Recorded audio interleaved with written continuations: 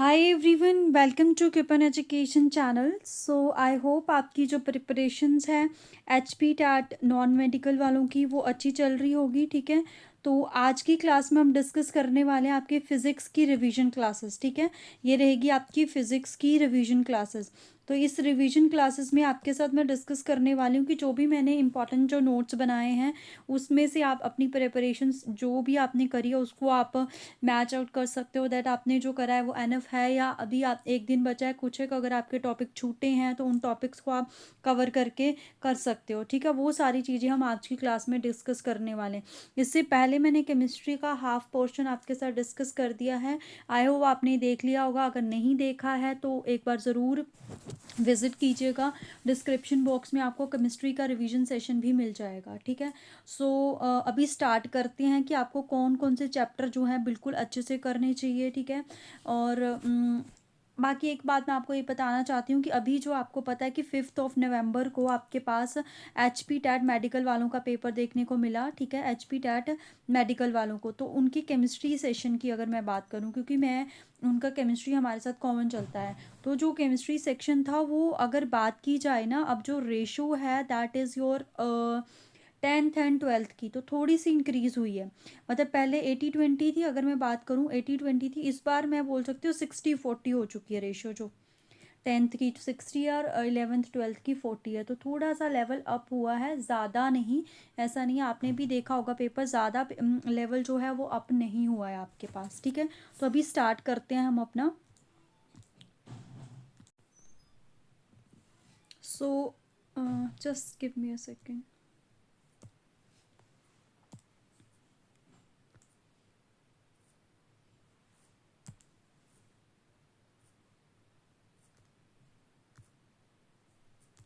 सो देखो, सबसे पहला जो मोस्ट इम्पॉर्टेंट आपका चैप्टर रहने वाला है वो है आपका इलेक्ट्रिसिटी। ठीक है, कौन सा चैप्टर रहने वाला है आपके पास? इलेक्ट्रिसिटी। तो अगर मैं इस चैप्टर की बात करूँ इलेक्ट्रिसिटी, तो आपका ये 10th में भी है और 12th में आपका करंट इलेक्ट्रिसिटी करके ये है चैप्टर। ठीक है, तो ज़्यादा प्रॉबिलिटी जो है वो आपकी 10th वाले की है, उसी में से आपको क्वेश्चन ज़्यादा देखने को मिलते हैं। कुछ ही क्वेश्चन जो है वो थोड़े से हायर लेवल के वो डाल देते हैं, बट ज़्यादा प्रॉबिलिटी जो है वो आपकी इलेक्ट्रिसिटी चैप्टर से जो 10th लेवल तक का है उसी में से क्वेश्चन बनते हैं। तो इसमें आपको पता ही है कि इलेक्ट्रिसिटी में क्या क्या चीज़ें बहुत इंपॉर्टेंट है। करंट, करंट को बिल्कुल आपको बिल्कुल भी नहीं छोड़ना है। दैट करंट इज क्या होता है आपके पास? चार्ज अपॉन में टाइम। इसकी ऐसे यूनिट क्या है? देखो, ये जो करंट का ये है ना आपके पास की, current is equal to charge upon में टाइम। ठीक है, चार्ज अपॉन में टाइम। तो यहाँ से अगर हम चार्ज की यूनिट निकालें, चार्ज की होती है कूलम और टाइम की यूनिट होती है पर सेकेंड, मतलब ऐसे बन जाएगा कूलम पर सेकेंड। तो ना हमें ये तो पता है दैट की जो करंट है उसकी ऐसे यूनिट तो एम्पियर है, बट वो ना उसकी यूनिट ना घुमा फिरा के पूछ लेंगे कि जैसे कूलम पर सेकंड है तो ये किसके इक्वल होगा? दैट ये 1 एम्पियर के इक्वल होगा या 1 वोल्ट के इक्वल होगा, 1 जॉउल के इक्वल होगा। तो ये सारी चीज़ें पूछें तो इसको अच्छे से आपने याद रखना है। ठीक है, तो बाकी अगर डायरेक्शन की बात की जाए, डायरेक्शन हमेशा करंट का क्या होता है? Opposite to the direction of electron, और ये स्केलर क्वांटिटी है। ठीक है, उसके बाद चार्ज ऑन इलेक्ट्रॉन वो हम एनी से फाइंड करते हैं, where n is a number of electron. तो इसके ऊपर भी क्वेश्चन देखने को मिला है।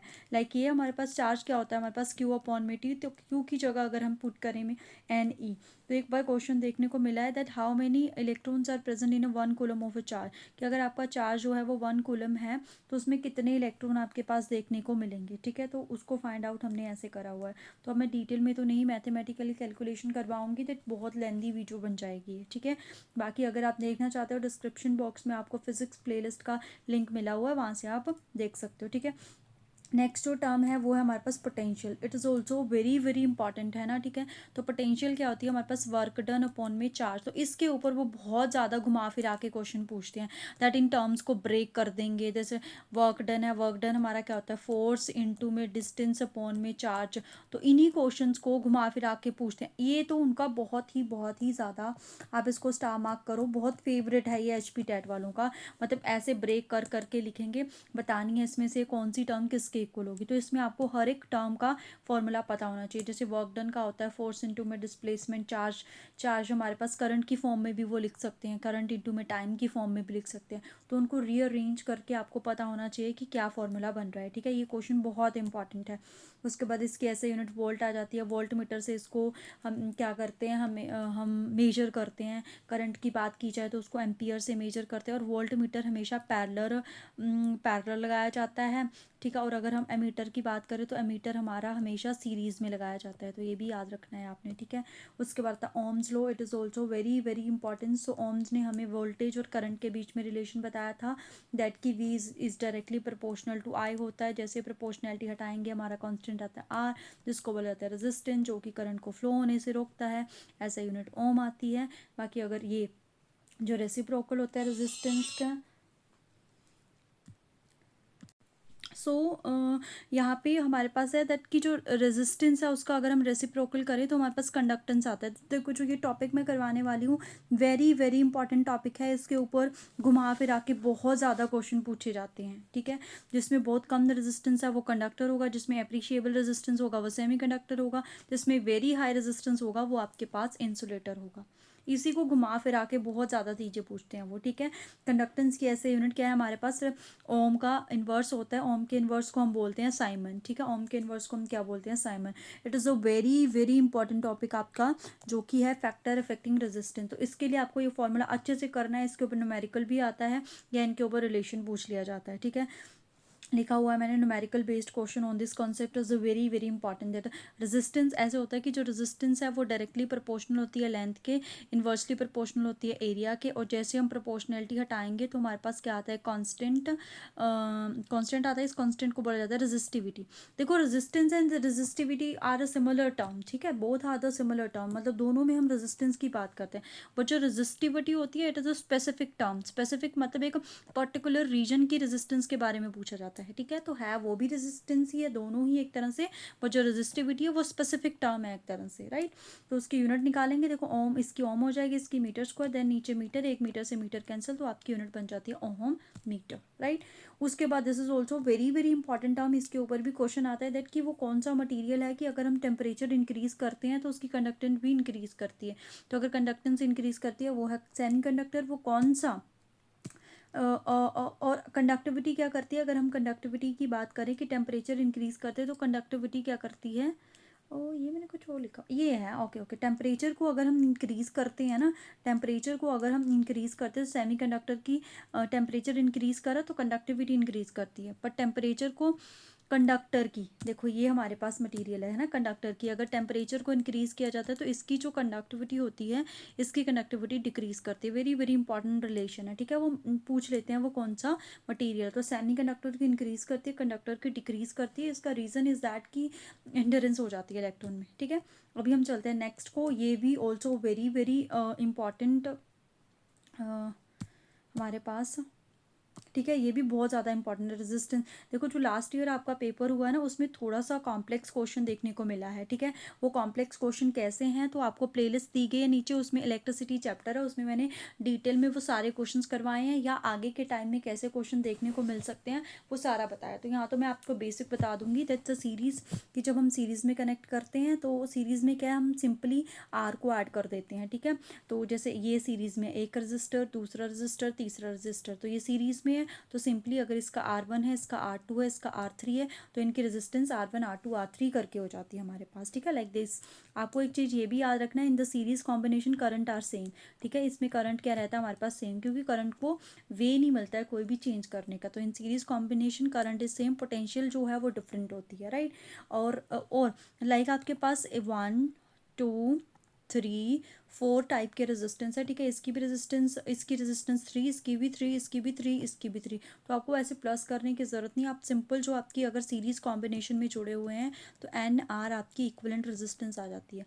मतलब नंबर ऑफ रेजिस्टेंस कितने हैं 4 और उसकी रेजिस्टेंस कितनी है 3, तो सिंपली आप लिख दोगे 12 जो है वो राइट आंसर हो जाएगा, ठीक है। पैरेलल कॉम्बिनेशन में क्या होता है, पैरेलल कॉम्बिनेशन में हम एन से जो नंबर ऑफ़ रेजिस्टेंस होते हैं, अगर हमें आर इक्विवेलेंट निकालना है तो उससे हम डिवाइड करते हैं। इससे क्या है कि आपका टाइम जो है वो बचता है। बाकी आप जैसे करते हो, मैंने वीडियोस में बाकी बताया, वो कर सकते हो, ठीक है।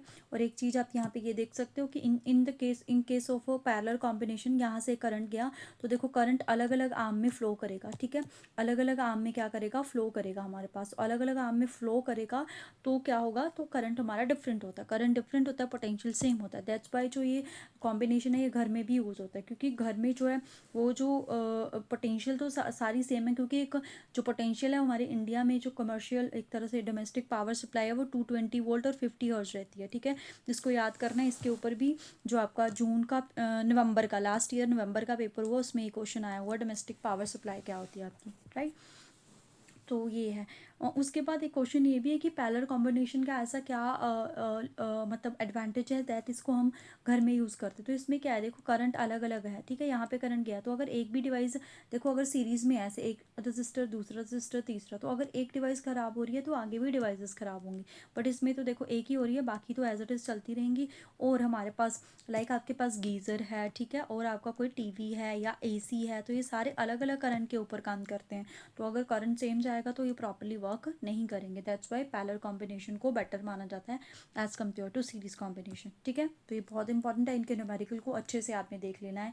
अभी टाइम है आपके पास, आप इलेक्ट्रिसिटी वाला लास्ट में मैंने वो टॉपिक करवाया हुआ है, ठीक है। पूरी वीडियो ना देखें, लास्ट में, लास्ट के कुछ एक मिनट्स में मैंने वो आपको न्यूमेरिकल्स करवाए हैं, तो वहाँ से आप देख सकते हो कैसे सॉल्व करने अलग अलग न्यूमेरिकल्स, ठीक है।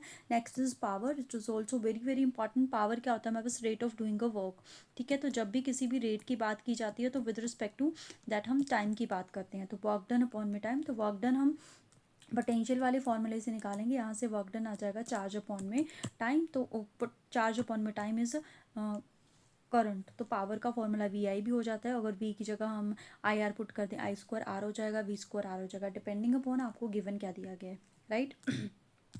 अभी इसके बाद हमें एनर्जी निकालनी है। एनर्जी इज़ हीट, हीट का मतलब है वर्क डन ही है। तो हमने निकाला कि जो पावर होती है वो होती है वर्क डन अपॉन में टाइम। तो अगर हमें यहाँ से वर्क डन निकालना है वो हो जाएगा पावर इंटू में टाइम। तो work done is a heat, heat मतलब एनर्जी, तो पावर इंटू में टाइम, तो पावर इंटू में टाइम, वोल्टेज बाकी पावर की जगह उसका फॉर्मूला। इसकी ऐसा यूनिट होती है जाउल, और जो कमर्शियल यूनिट है यानी कि 1 यूनिट, वो होती है 1 किलोवाट आवर, क्योंकि पावर की यूनिट क्या होती है, ऐसा यूनिट, पावर की यूनिट होती है वॉट, और टाइम की यूनिट होती है सेकंड। तो वोट सेकंड, ये तो वोट सेकंड जो है ये हमारी ऐसा यूनिट हुई। बट किलोवाट आवर, ठीक है, ये भी लार्जर यूनिट, ये भी लार्जर यूनिट, क्योंकि जो घर में इलेक्ट्रिसिटी बिल आता है वो इसी के ऊपर आता है, क्योंकि हम जो पावर है बहुत ज़्यादा अमाउंट में यूज़ करते हैं तो बिगर यूनिट यूज़ करनी पड़ती है, दैट्स वाई किलोवाट। और जो टाइम होता है वो आर में लेना पड़ता है। तो ये हमारे पास आता है 1 किलोवाट। तो इसको भी आपको याद रखना पड़ेगा कैसे, 1 किलोवाट आवर। इसको हमें देखना है कि कितने जाउल के इक्वल है। तो किलो का मतलब होता है 1000 और आर का मतलब होता है 3600, क्योंकि सेकंड में कन्वर्ट करना है। तो 36 इंटू में 10⁻5 आएगा जाउल। बट कई बार क्या होता है यहाँ पे पॉइंट लगा देते हैं तो यहाँ एक पावर इंक्रीज हो जाएगी। तो ये भी बहुत बार क्वेश्चन पूछा गया है, ठीक है। तो ये था हमारे पास इस चैप्टर के बारे में, जो कि है आपका इलेक्ट्रिसिटी चैप्टर। आई होप आपने ये सभी टॉपिक कर लिए होंगे। नहीं करा है, जो भी छोड़ा है उसको आप कंप्लीट कीजिएगा। अभी टाइम है, देखो मैं ये नहीं बोल अभी भी अगर आप मतलब अच्छे हो, आप स्टडी में आप अच्छे हो, दैट आपने इन चीज़ों को रिवाइज नहीं करा, अभी भी टाइम है। आज का भी है दिन, कल का भी है दिन, तो ये हो सकती है चीज़ें। नो, आई नो आप सोच रहे होंगे कि मैम क्या बोल रहे हैं, लास्ट के डेज आप कैसे, नहीं, अगर मैं कर सकती हूँ तो आप भी कर सकते हो, ठीक है। और ये आपको खुद से, ये खुद से आपको पता होगा दैट कि ये हमें भी खुद से, मैं अपनी वीडियोस में कई जगह ये ज़रूर बोलती हूँ कि दैट हमें हमसे बेहतर कोई नहीं जानता है, ठीक है। तो अगर आपको लगता है कि दैट आप ये करके एग्ज़ाम में अच्छे से स्कोर कर सकते हो तो अभी इस चीज़ को करो, ठीक है। मैं बोल रही हूँ ना, तो मैं ऐसे कर सकती हूँ, ठीक है। क्योंकि जब मेरा टेट का एग्ज़ाम होता था, कुछ एक टॉपिक मैंने बिल्कुल छोड़ रखे होते थे और मेरे को पता था वहाँ से टॉपिक आना ही आना है, तो मैं उसको लास्ट डे पे भी करती थी, ठीक है। इवन मैंने जो मेरा ट्रैवलिंग टाइम होता था ना उसमें भी मैं करती थी, मैं रिवाइज़ नहीं करती थी चीज़ों को। बट मतलब ये चीज़ अच्छी नहीं है, बट मेरे को ऐसे होता था ना कि जो मैंने पढ़ लिया है ना वो मैं भूलूंगी नहीं, मेरे साथ ये था, ठीक है। अगर आपके साथ ऐसा है ना दैट आप भी भूलते नहीं हो, तो अभी के लिए आप नई नई चीज़ें सीख सकते हो। बट हाँ, अगर आपके साथ ऐसा है दैट कि आप चीज़ों को भूलते हो, तो रिवीजन आपके लिए मोस्ट इंपॉर्टेंट है। बिकॉज अगर रिवीजन नहीं करी होगी तो पेपर में जाके सब कुछ कोलैप्स कर जाएगा और भूल जाएगा, ठीक है। नेक्स्ट जो चैप्टर है वो लाइट। देखो जो नवंबर का टैट होता है ना, नवंबर का टैट, उस टैट के पॉइंट ऑफ व्यू से ये चैप्टर जो है ना आपका, वो वेरी वेरी इंपॉर्टेंट चैप्टर है एक तरह से, ठीक है। क्योंकि होता है ऐसा दैट कि जो एक होता है ना पेपर का लेवल, है ना। तो अगर दोनों जून और नवंबर को हम कंपेयर करें ना, तो नवंबर की जो फिजिक्स होती है ना वो इजी होती है एज़ कम्पेयर टू जून, ठीक है। और जो नवंबर का पेपर होता है उसमें ये जो लाइट चैप्टर है वहाँ से ज़्यादा क्वेश्चन आते हैं एज़ कम्पेयर टू जून का। जून में तो बिल्कुल, जो अभी रिसेंट हुआ है ना उसमें तो बिल्कुल लाइट चैप्टर से कोई भी एक भी क्वेश्चन देखने को नहीं मिला, और जबकि इतना इंपॉर्टेंट टॉपिक, इतना इंपॉर्टेंट चैप्टर है। बट नवंबर में आपको ज़रूर 2 या 3 क्वेश्चन भी देखने को मिल सकते हैं, ठीक है। तो यहाँ पे हम स्टार्ट करते हैं। देखो लाइट में, अब मैं सीधा जाऊँगी दैट लाइट में क्या है, हमारे पास फिनोमेनन होते हैं डिफरेंट डिफरेंट, ठीक है। सर सबसे पहला जो फिनोमेनन है वो रिफ्लेक्शन। तो रिफ्लेक्शन क्या क्या क्या होता है, मतलब कि रिफ्लेक्शन का मतलब होता है कोई लाइट आती है, वो उसी मीडियम से स्ट्राइक करके उसमें से वापस चली जाती है, ठीक है। ये जैसे मैंने ड्रॉ करा हुआ है, ये आपका नॉर्मल है, इंसिडेंट रे, रिफ्लेक्टेड रे, और नॉर्मल के साथ जो एंगल बनते हैं, angle I and angle R. Laws of reflection, angle I is equal to R, और incident reflected ray all are in the same plane, ठीक है। अब आती है बारी मिरर की। तो मिरर क्या होता है हमारे पास, मिरर होते हैं हमारे पास दैट की, जैसे जनरली हम कनकेव और कन्वेक्स के बारे में फेमिलियर होते हैं, बट जो घर में यूज़ करते हैं वो हमारा प्लेन मिरर होता है। वो कौन सा मिरर होता है, हमारा प्लेन मिरर, ठीक है, जिसका एक साइड रिफ्लेक्ट होता है और एक साइड पॉलिश होती है, ठीक है। उसको हम मिरर बोलते हैं। तो इसमें इसमें रिफ्लेक्शन ही होती है, हमारे पास रिफ्लेक्शन ही होती है, लाइट स्ट्राइक करके वापस आती है, ठीक है। अब देखो कुछ एक चीज़ें हम प्लेन मिरर के बारे में सीख लेते हैं, क्योंकि इसके ऊपर क्वेश्चन बहुत बार देखने को मिलता है। तो प्लेन मिरर में क्या है कि जो इमेज बनती है वो कैसी बनती है, हमेशा वर्चुअल और इरेक्ट। वर्चुअल और इरेक्ट, इरेक्ट का मतलब क्या है कि जैसे जैसे हमारा हेड ऊपर है ना, तो उसमें भी हेड ऊपर ही दिखता है हमें ऐसे, बट वो वर्चुअल होती है। वर्चुअल मतलब कि रियल इमेज नहीं है हमारे पास, ठीक है। वर्चुअल, और हम बोल सकते हैं कि वो इन्वर्टेड भी होती है, लेटरली इन्वर्टेड। कैसी होती है, लेटरली इन्वर्टेड। लेटरली इन्वर्टेड का मतलब है फुली इन्वर्टेड नहीं है, मतलब लेफ्ट हमें राइट दिखता है और राइट हमें लेफ्ट दिखता है, एक तो ये चीज़ है, ठीक है। बाकी साइज़ की बात की जाए तो साइज़ उसका सेम होता है, जितनी हमारी हाइट होती है उतनी हमें प्लेन मिरर में दिखती है। फोकल लेंथ, ये दोनों पॉइंट बहुत इंपॉर्टेंट है, एक बार ऐसा पेपर में देखने को मिला है। फोकल लेंथ है उसकी इन्फिनिटी, फोकल लेंथ कितनी होती है उसकी, इन्फिनिटी, क्योंकि वो प्लेन है, बिल्कुल प्लेन है। तो अगर वो प्लेन है विच मीन्स कि वो सर्कल बहुत बड़ा होगा, क्योंकि कोई भी चीज़, क्योंकि फोकल लेंथ हम बोलते हैं कि ऐसे कर्वेचर होता है हमारे पास, ये उसका सेंटर होता है, ये उसका हाफ होता है, ये हमारी फोकल लेंथ। अब ये तो है ही प्लेन है, तो ये प्लेन है, हमें कुछ एक पार्ट दिख रहा है, मतलब ये सर्कल बहुत बड़ा है, बहुत बड़ा है, तो हम इन्फिनिटी कंसिडर करके चलते हैं। तो इन्फिनिटी कंसिडर कर रहे हैं, तो अगर इसकी पावर निकालेंगे, पावर होती है,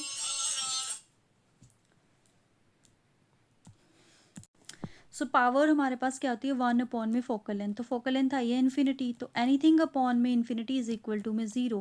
तो प्लेन मिरर की जो पावर होती है वो होती है हमारे पास ज़ीरो, तो इसको भी आपने याद रखना है, ठीक है। उसके बाद हमारे पास स्फेरिकल मिरर आते हैं, these are two type, concave and convex. Concave, cave like, तो केव वाला पार्ट उसका क्या होगा, रिफ्लेक्टिंग, और दूसरा क्या होगा, पॉलिश, ठीक है। तो ये मैंने बता दिया, ऐसे ऐसे इसका सेंटर ड्रॉ करेंगे तो ये रेडियस हो जाएगी, इसका हाफ करेंगे फोकल लेंथ हो जाएगी। इसको कैसा मिरर बोला जाता है, इसको कन्वर्जिंग मिरर बोला जाता है। इसको जस्ट इसको कन्वर्जिंग मिरर बोला जाता है, और इसको डाइवर्जिंग मिरर बोला जाता है, ठीक है। All distance measure from the pole, के सारे डिस्टेंस हम यहीं से मेजर करते हैं, चाहे वो इस तरफ हो चाहे वो इस तरफ हो। Focal length of a concave mirror is always negative. How we can say that, कि इसको याद नहीं करना है। देखो कनकेव लेंस हम ऐसे बनाते हैं ऐसे, तो इसका सर्कल किस तरफ ड्रॉ होगा, इस तरफ, तो इसकी फोकल लेंथ भी होगी इस तरफ, तो इसका पोल है इस तरफ, ठीक है। अब आपको एक चीज़ याद रखनी है कि रे ऑफ लाइट इस तरफ जाती है हमेशा, रे ऑफ लाइट। तो अगर रे ऑफ लाइट इस तरफ जा रही है, हमारी मेजरमेंट भी इस तरफ है, तब हम पॉजिटिव साइन यूज़ करते हैं। रे ऑफ लाइट तो इसी तरफ जाएगी, बट हम इस तरफ आ रहे हैं तो साइन नेगेटिव यूज़ करते हैं। तो रे ऑफ लाइट इसी तरफ जा रही है, पोल यहाँ है, फोकल लेंथ मेजर करने के लिए इस तरफ आना पड़ेगा। अपोजिट है तो हमारी क्या होगी, नेगेटिव। क्या होगी हमारे पास, नेगेटिव, ठीक है, नेगेटिव। तो कन्वेक्स की क्या हो जाएगी हमारे पास, पॉजिटिव, ठीक है। और जो इमेज बनती है, देखो वर्चुअल, डिमिनिश्ड एंड इरेक्ट, जो हमारे पास कन्वेक्स मिरर है, ठीक है। आपको पता होगा कि जो कन्वेक्स मिरर है वो rear view mirror in vehicles and street light में यूज़ किया जाता है, ठीक है, पीछे वाली चीज़ों को देखने के लिए, ताकि वो छोटा छोटा करके हम काफ़ी सारा एरिया दिखा सके। तो कैसी इमेज होती है, डिमिनिश्ड और वर्चुअल होती है, रियल नहीं होती है। और इरेक्ट, इरेक्ट मतलब हेड ऊपर है तो हेड ही दिखता है, उल्टी नहीं ना दिखती है, सेम दिखती है, तो इरेक्ट। और इसमें देखो कैसी होती है, रियल होती है, इसका बिल्कुल उल्टा, वर्चुअल का उल्टा होता है रियल। डिमिनिश्ड मतलब इसमें इनलार्ज, इसमें इन्वर्ट, इसमें इरेक्ट है तो इसमें इन्वर्टेड होती है, सिवाय एक केस के, ठीक है।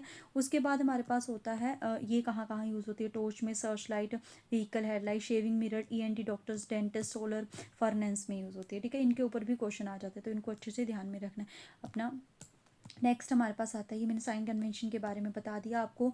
मिरर फॉर्मूला होता है 1/f is equal to 1/u plus में v।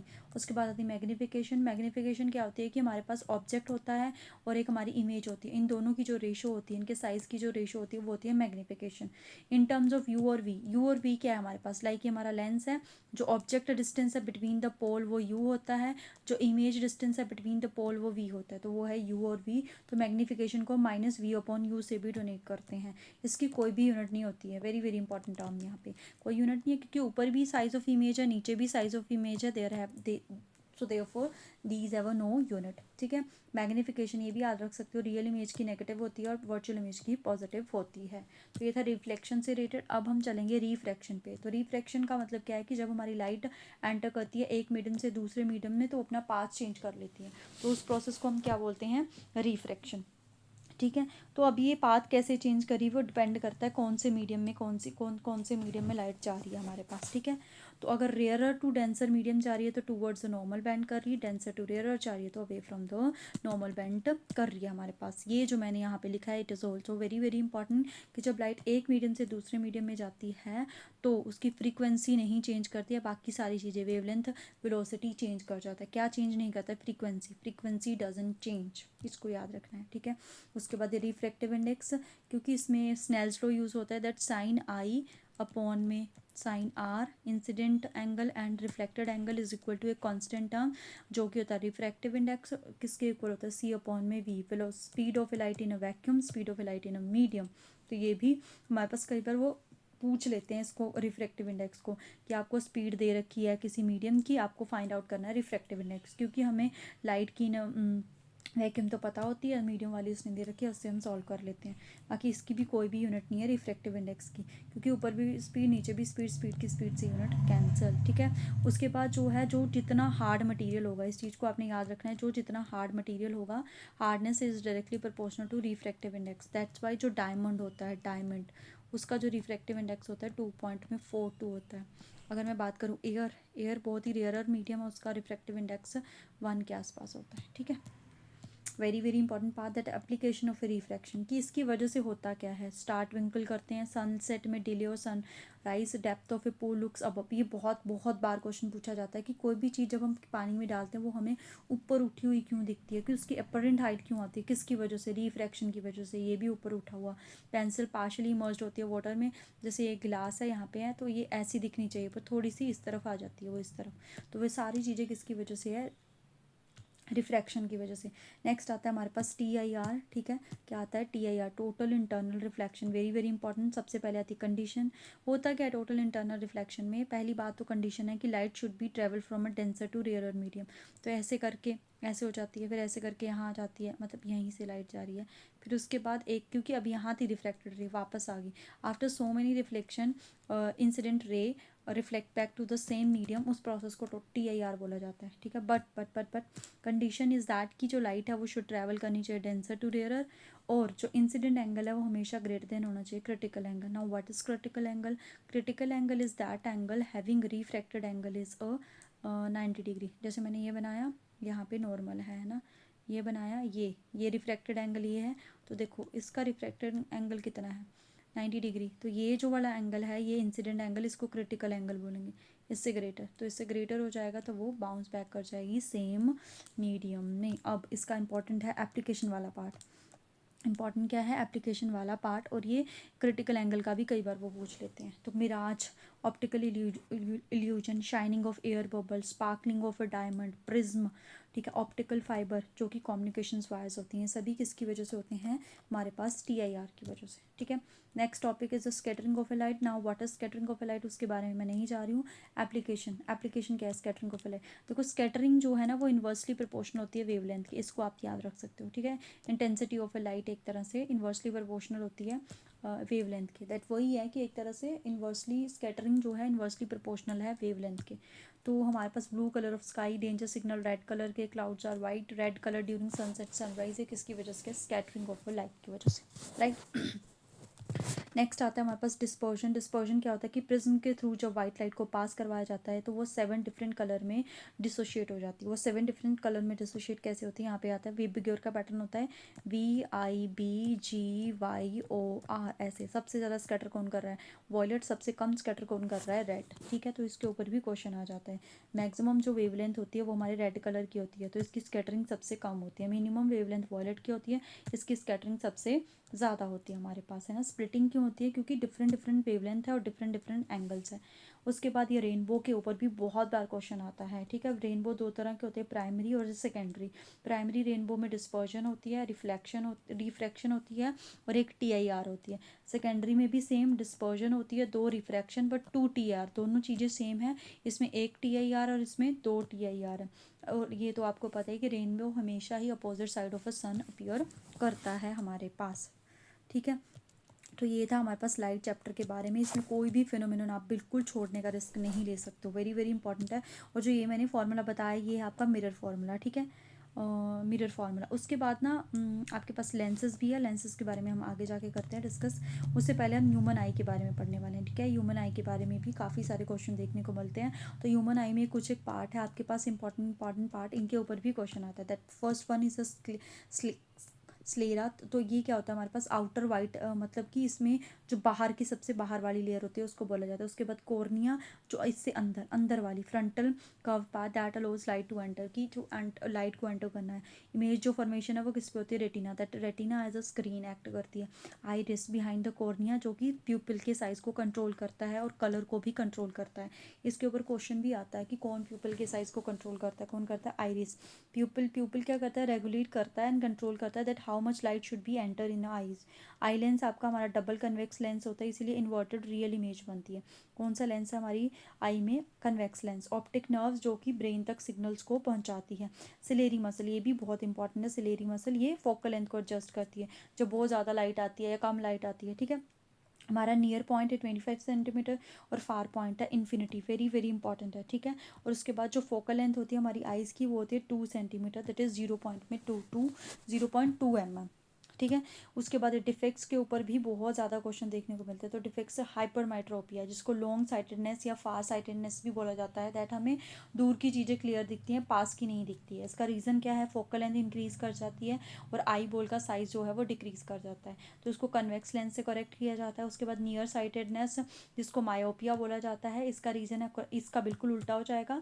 फोकल लेंथ डिक्रीज़ कर जाती है, आई लेंस जो है वो इंक्रीज़ कर जाता है, इसको कनकेव से करते हैं।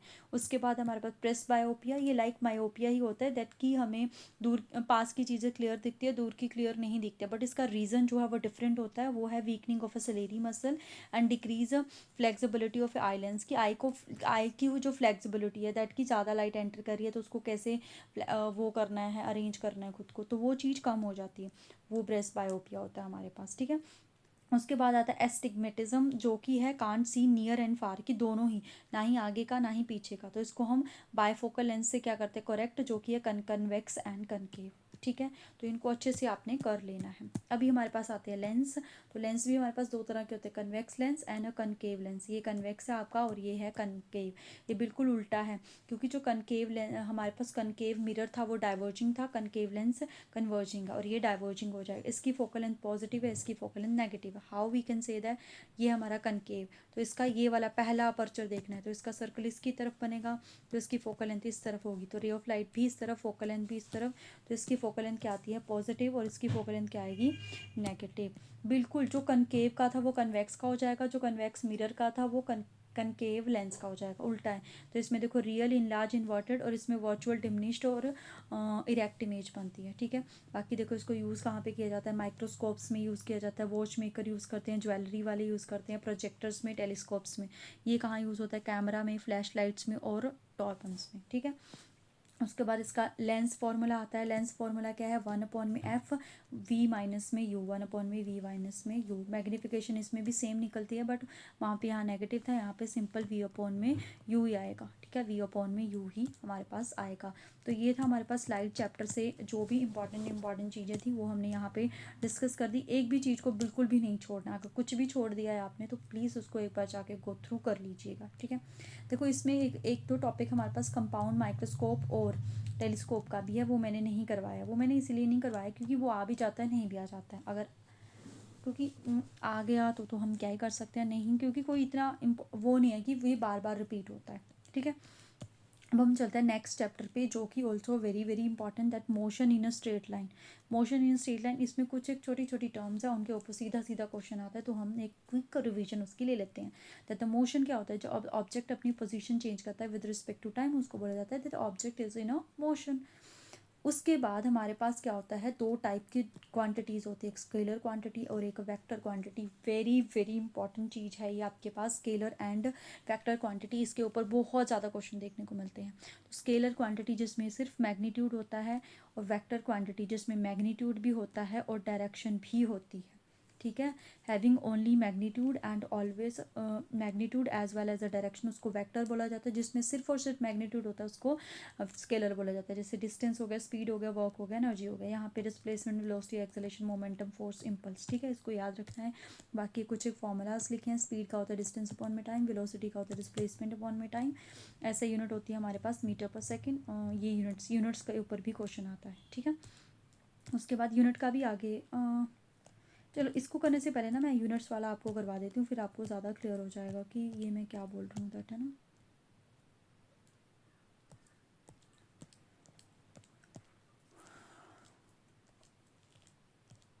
ये उसको करने से पहले है ना, तो हम ये कर लेते हैं। ये हमारे पास यूनिट्स एंड मेजरमेंट के ऊपर, ठीक है। यूनिट्स, फिजिकल क्वांटिटी सबसे पहले, तो physical all those quantity which can be measure directly और इनडायरेक्टली, कि जिनको हम डायरेक्टली या इनडायरेक्टली मेजर कर सकते हैं, वो फिजिकल क्वांटिटी होती है। तो टाइप्स ऑफ फिजिकल क्वांटिटी हमारे पास दो तरह की होती है जनरली, फंडामेंटल एंड डेराइव। तो independent physical quantity of other physical quantity, ऐसी जो किसी के ऊपर डिपेंड नहीं करती, वो इंडिपेंडेंट है, ठीक है। उनको क्या बोला जाता है, फंडामेंटल क्वांटिटी। और 7 बेस क्वांटिटी भी बोला जाता है। वो हमारे पास mass, length, time, temperature, current, amount of substance and luminous intensity. तो ये 7 फंडामेंटल यूनिट्स है। इसके बारे में आपको क्वांटिटीज़ के बारे में पता होना चाहिए। उसके बाद हमारे पास आती है डेराइव क्वांटिटीज़, जिसको हम डेराइव करते हैं फंडामेंटल यूनिट्स को यूज़ करके। Like speed, speed is a distance upon में टाइम, तो डिस्टेंस इज़ अ लेंथ, और टी इज़ अ टाइम, तो ये दोनों ही हमारे पास फंडामेंटल यूनिट है। डेंसिटी, मास अपॉन में वॉल्यूम, तो mass is also fundamental unit. तो वॉल्यूम को हम लेंथ, ब्रेड्थ, हाइट से निकालते हैं, तो ये हमारे पास लेंथ है, तो ये भी फंडामेंटल यूनिट होगी। उसके बाद आती है फिजिकल यूनिट्स, ठीक है। फिजिकल यूनिट्स, तो फिजिकल यूनिट्स क्या होती है, the standard amount of a physical quantity chosen to measure the physical quantity of a same quantity is called a physical. Physical unit मतलब कि हम जिससे फिजिकल क्वांटिटी को मेजर कर सकते हैं, तो वही है फंडामेंटल यूनिट्स होगी, डेराइव यूनिट्स होगी।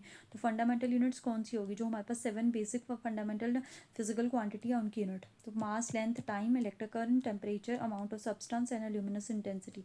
तो kilogram, metre, second, ampere, kelvin, mole and candela, these are the SI units of 7 fundamental units. तो इसको आपने अच्छे से, बिल्कुल अच्छे से करना है, ठीक है। इसको बिल्कुल अच्छे से करना है आपने। उसके बाद हमारे पास आता है डेराइव्ड यूनिट्स, जो जिससे इनको डेराइव किया गया। लाइक एक्सेलेरेशन को हम लिखते हैं वेलोसिटी अपॉन में टाइम, वेलोसिटी को लिखते हैं डिस्प्लेसमेंट अपॉन में टाइम, फोर्स को लिखते हैं मास इंटू में एक्सेलेरेशन, एनर्जी को लिखते हैं फोर्स इंटू में डिस्प्लेसमेंट। तो these are the derived units. उसके बाद आती है कुछ दो सप्लीमेंट्री यूनिट्स हैं, plane angle and solid angle. तो प्लेन एंगल की यूनिट है रेडियन, और सॉलिड एंगल की यूनिट है स्टीरेडियन, ठीक है। उसके बाद डायमेंशनल फार्मूला आपको पता ही होगा। डायमेंशनल फार्मूला को हम MLT की फॉर्म में लिखते हैं, MLT की फॉर्म में लिखते हैं। तो यहाँ पे जैसे एरिया है, एरिया एरिया क्या होता है, लेंथ इंटू में ब्रेथ, तो दोनों ही लेंथ है, तो ना ही मास है हमारे पास, ना ही मास है हमारे पास, ना ही टाइम है। तो M0 L0 T0 L2 आ जाएगा। उसके बाद स्पीड या वेलोसिटी सेम ही रहता है, डिस्टेंस अपॉन में टाइम, क्या रहता है, डिस्टेंस अपॉन में टाइम, ठीक है। डिस्टेंस अपॉन में टाइम, तो डिस्टेंस अपॉन में टाइम, तो डिस्टेंस का मतलब है L और टाइम का मतलब है T, मतलब M तो फिर भी नहीं है, L1 है, T डिवाइड के नीचे, तो T-1 हो जाएगा। तो ऐसे करके आप जितने मैंने यहाँ पे फॉर्मूला देखे हैं, तो आप स्क्रीनशॉट लेके देख सकते हैं उनको। Acceleration, momentum, force, energy, work done, power, pressure, torque, ये सारी ग्रेविटेशनल यूनिट्स, कांस्टेंट, ठीक है, इनके बारे में आप लिख सकते हो। उसके बाद ये टाइप्स ऑफ यूनिट्स हैं हमारे पास, FPS system, MKS system, CGS system. FPS का मतलब फुट पौंड सेकंड की, फुट मतलब कि हमारे पास लेंथ की यूनिट को फुट में, पाउंड मतलब कि मास की यूनिट हो जाएगी, और ये सिस्टम सेकंड, टाइम की यूनिट हमेशा सेकंड ही रहती है। यहाँ पे क्या आ जाएगा हमारा, metre, kilogram and second, metre, kilogram and second. उसके बाद ये हमारे पास आ जाएगा सेंटीमीटर, ग्राम एंड सेकंड, ठीक है। ये फ्रेंच सिस्टम है, ये ब्रिटिश इंजीनियरिंग ने है। उसके बाद फिर एक ऐसा ही सिस्टम लिया गया था हमारे पास।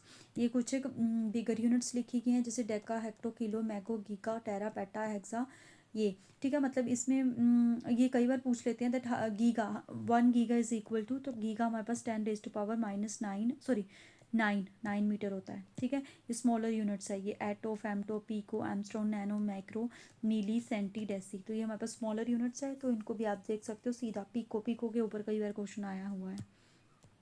उसके बाद कुछ एक प्रैक्टिकल यूनिट्स है, इनके ऊपर भी क्वेश्चन आता है। लाइक हमारे पास लार्ज डिस्टेंस, तो astronomical units light year and parallactic second, तो सेकंड को देख के हम कहते हैं, इसको पार्सेक भी बोलते हैं, कि ये हमारे पास टाइम की यूनिट होगी। नो, बट ये किसकी यूनिट है, ये हमारे पास हमारी लेंथ की यूनिट है। तो ये तीनों लेंथ की यूनिट है, तो इनका ये अमाउंट लिखा गया है, तो आप यहाँ से देख सकते हो, ठीक है। उसके बाद है प्रैक्टिकल यूनिट्स ऑफ एरिया, ठीक है, एरिया की प्रैक्टिकल यूनिट्स। तो बान, एकड़ एंड हेक्टेयर, एकड़ और हेक्टेयर के बारे में तो हम फेमिलियर होते हैं क्योंकि लैंड से रिलेटेड होती हैं हमारी units.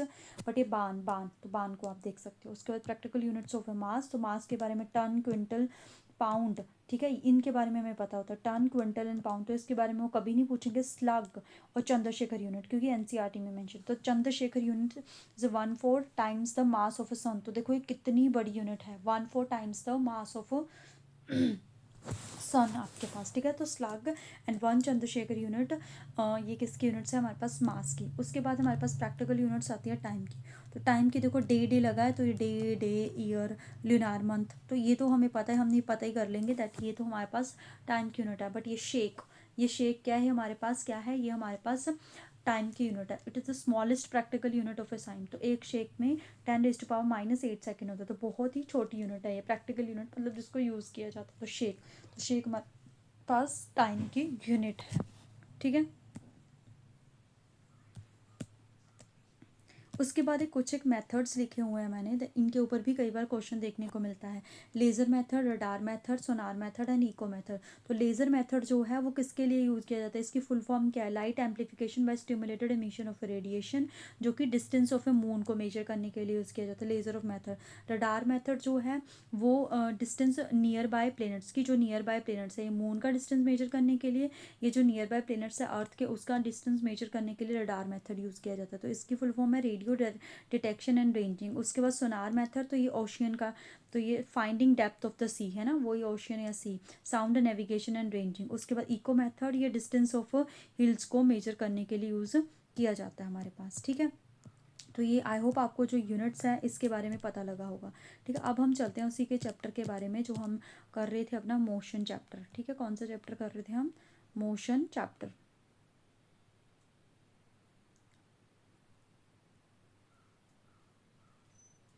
That this is your motion chapter, ठीक है।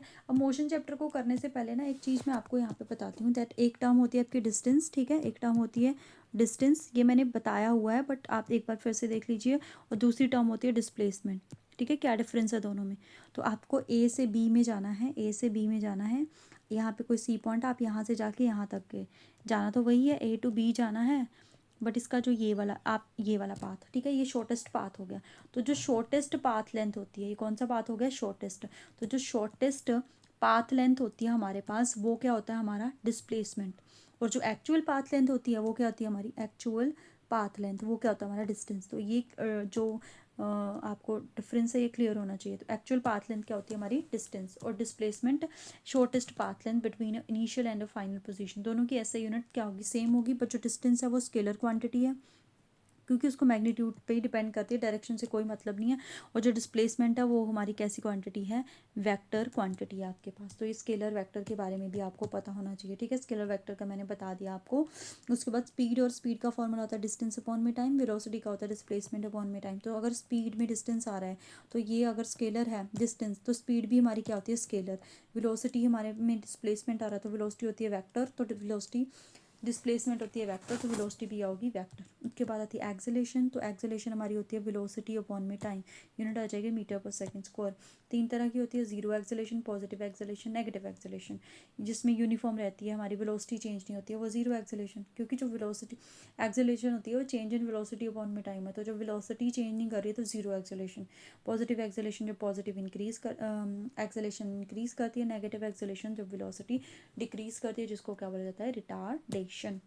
उसके बाद ये इक्वेशंस ऑफ मोशन है, इसको अच्छे से याद कर लेना है आपने, ठीक है। इसको क्या कर लेना है आपने, अच्छे से याद कर लेना है, क्योंकि इनके ऊपर क्वेश्चन देखने को मिलता है, न्यूमेरिकल्स आते हैं आपको। v is equal to U plus में UT, v is final velocity, u is initial velocity, a is acceleration and s is the displacement, ठीक है। उसके बाद this is a very very important position time graph, ठीक है। तो slope of a position time, मैंने याद आपको अगर याद हो, मैंने बोला है किसी का भी स्लोप पूछा हो, जैसे पोजीशन टाइम ग्राफ का पूछा है, पोजीशन या इसको डिस्टेंस बोलते हैं, तो जो भी दो टर्म्स सीखे उनको डिवाइड कर दो, डिस्टेंस अपॉन में टाइम। तो डिस्टेंस अपॉन में टाइम किसके इक्वल होता है हमारे पास, स्पीड।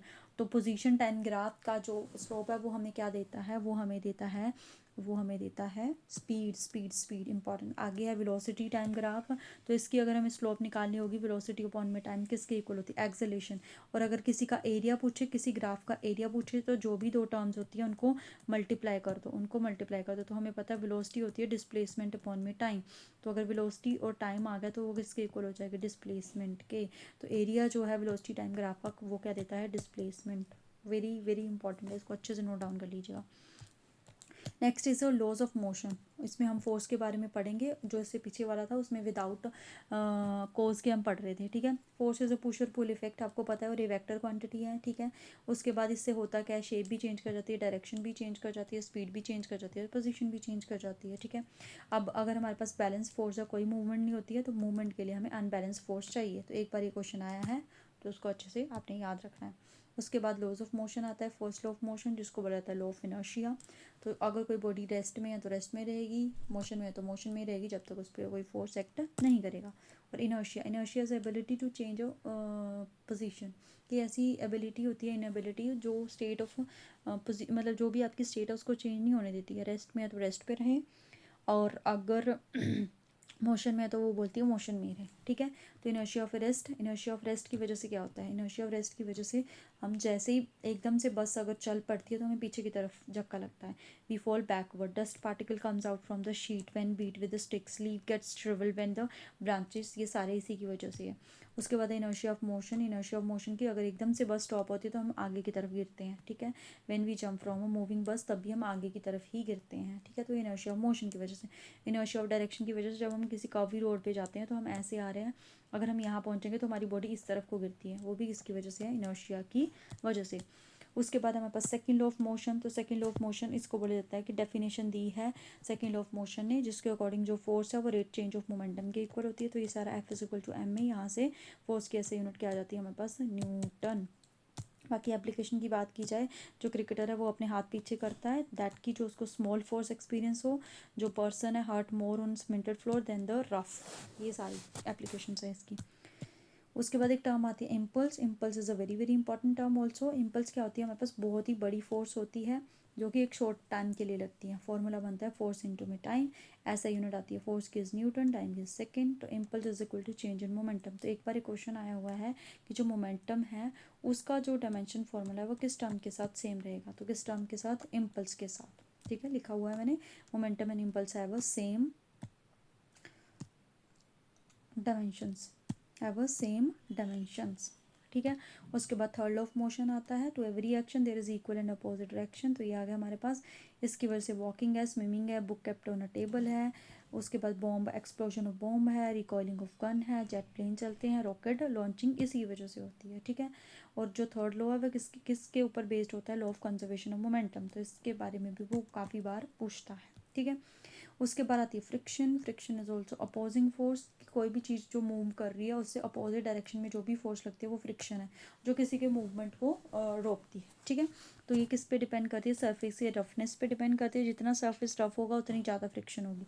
देखो देखो देखो, कई बार ना एक क्वेश्चन आता है दैट कि आपके पास कोई, जैसे आइस है, आइस पे फ्रिक्शन क्या होगी हमारे पास, आइस पे फ्रिक्शन क्या होती है, आइस पे फ्रिक्शन जो है वेरी वेरी लो होती है, क्योंकि जो फ्रिक्शन होती है वो डायरेक्टली प्रोपोर्शनल रफनेस पे करती है। तो आइस पे तो बिल्कुल भी रफ नहीं है, वो बहुत स्मूथ है, तो अगर बहुत स्मूथ है तो उसकी फ्रिक्शन क्या है, कम। इस चीज़ को याद रखना है, उसकी फ्रिक्शन क्या होगी, कम। इसलिए हम आइस पे स्किड करते हैं due to the low of friction.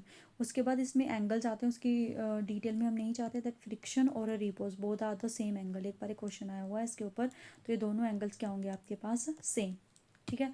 उसके बाद अब हम चलते हैं प्रोजेक्टाइल मोशन, इसका है तो ये बहुत बड़ा टॉपिक, ठीक है। इसको मैंने ऐसे टोच से याद करवाया हुआ है। अगर आप देखना चाहते हो डिटेल में, इसकी मैंने एक वीडियो भी बनाई हुई है, वो डिस्क्रिप्शन बॉक्स में डाल दूँगी, आप वहाँ से देख सकते हो। ये टाइम ऑफ लाइट, रेंज और हाइट इसका फॉर्मूला है। इसको कैसे, ये फॉर्मूला दिया हुआ है, मैक्सिमम रेंज एट 45 होती है, इसको आप देख सकते हो। ये कैसे डिटेल में आपको लर्न करना है, उसकी वीडियो मैंने डिस्क्रिप्शन बॉक्स में दी है, आप वहाँ से एक बार विजिट करके ज़रूर देख लीजिएगा, ठीक है। अभी हम चलते हैं नेक्स्ट पे। Next is work done and energy, also a very very important chapter, ठीक है। वर्क डन, तो वर्क डन क्या होता है, फोर्स इनटू में डिस्प्लेसमेंट, ऐसा यूनिट क्या आ जाएगी, जाउल, ठीक है। तो इसके ऊपर में आपको कोई डाउट नहीं होना चाहिए, न्यूटन मीटर भी होता है। ऑल्सो स्केलर क्वांटिटी, कैसी क्वांटिटी है हमारे पास, स्केलर क्वांटिटी होती है हमारे पास, ठीक है।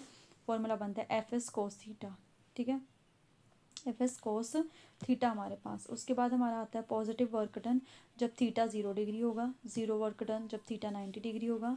ये लिखा हुआ है कि कब कब होता है ये, ठीक है। When a coolie hold luggage, अब देखो इसमें क्या है, एक कुली है, उसने लगेज को होल्ड करा ऐसे, तो इसकी वजह से फोर्स किस तरफ लगी, नीचे की तरफ। अब इस तरफ जा रहा है, इस तरफ जा रहा है, इस तरफ जा रहा है, ओके।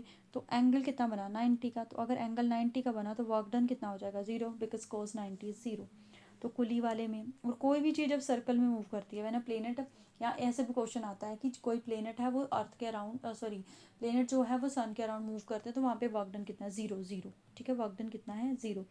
उसके बाद आता है negative work done. Negative work done होगा जब भी एंगल 180 होगा। तो जब भी हम कोई भी वर्क कर रहे हैं against the gravitation force, gravitation force के मतलब ग्रेविटेशन फोर्स नीचे की तरफ जाते हैं, हम कुछ ऊपर की तरफ करते हैं। जैसे हम बकेट को पुल कर रहे हैं, तो बकेट को हम ऊपर की तरफ पुल कर रहे हैं, ग्रेविटेशन फोर्स नीचे की तरफ लगती है, तो वहाँ पे एंगल 180 का बनता है। तो एंगल अगर 180 का है तो कैसा वर्क डन होगा, नेगेटिव।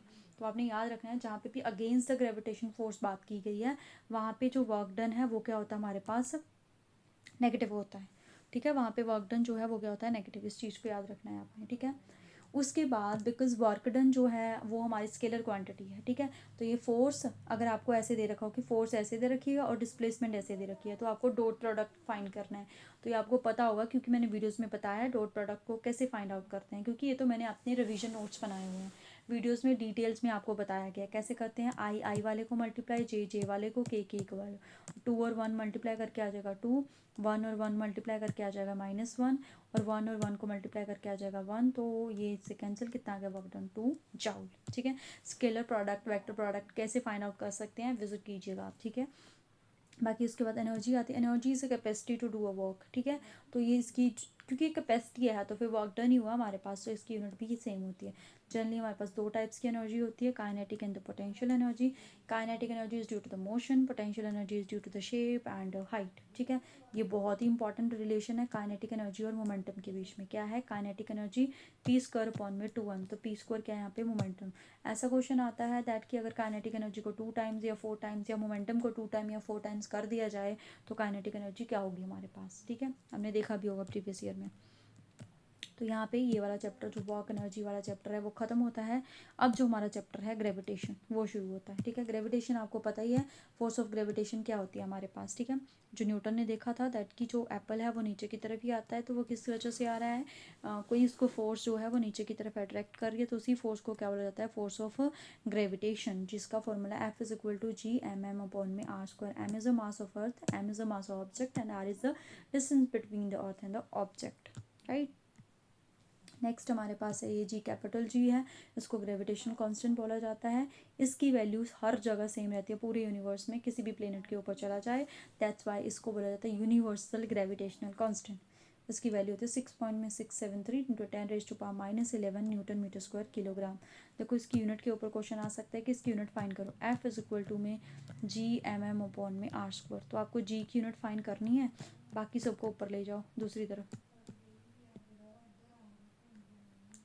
फोर्स की यूनिट होती है न्यूटन, इसकी होती है मीटर स्क्वायर, इसकी होती है किलोग्राम, तो किलोग्राम को ऊपर लिखेंगे माइनस हो जाएगा, ठीक है।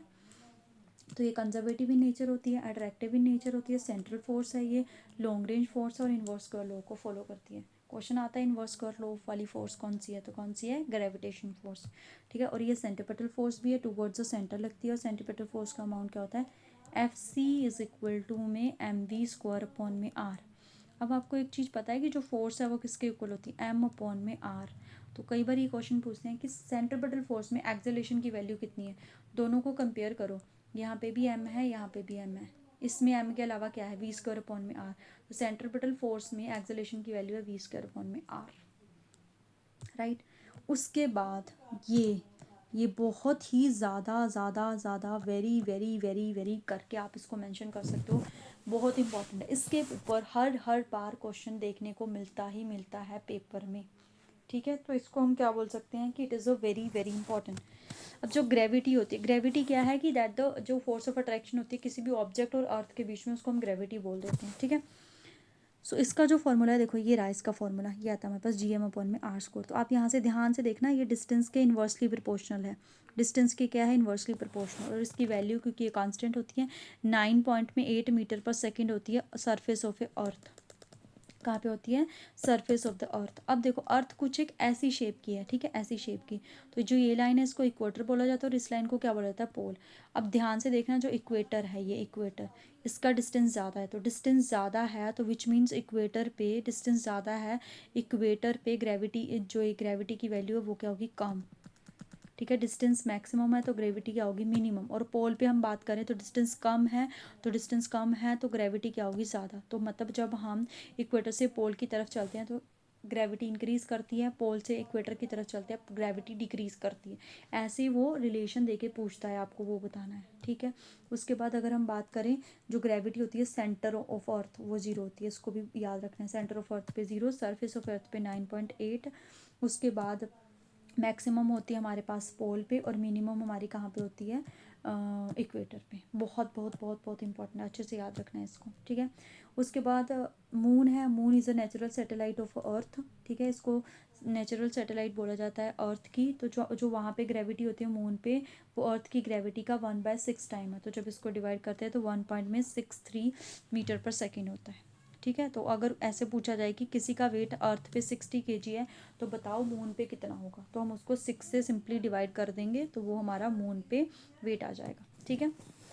नेक्स्ट वेरी वेरी इंपॉर्टेंट है एस के वेलोसिटी, तो ये हमारे पास होती है V E is equal to में √2 GH। उसके बाद एक ऑर्बिटल वेलोसिटी आती है, उसमें रूट नहीं आता, वो सिंपल GH आता है, और इन दोनों में रिलेशन बनता है escape velocity is equal to √2 velocity orbital velocity. ये रिलेशन भी बहुत इंपॉर्टेंट है, ठीक है। कैसे आया उसकी डेप्थ में हम नहीं जाएंगे, बाकी अब देखना चाहते हो तो विजिट कीजिएगा वीडियो पे, ठीक है।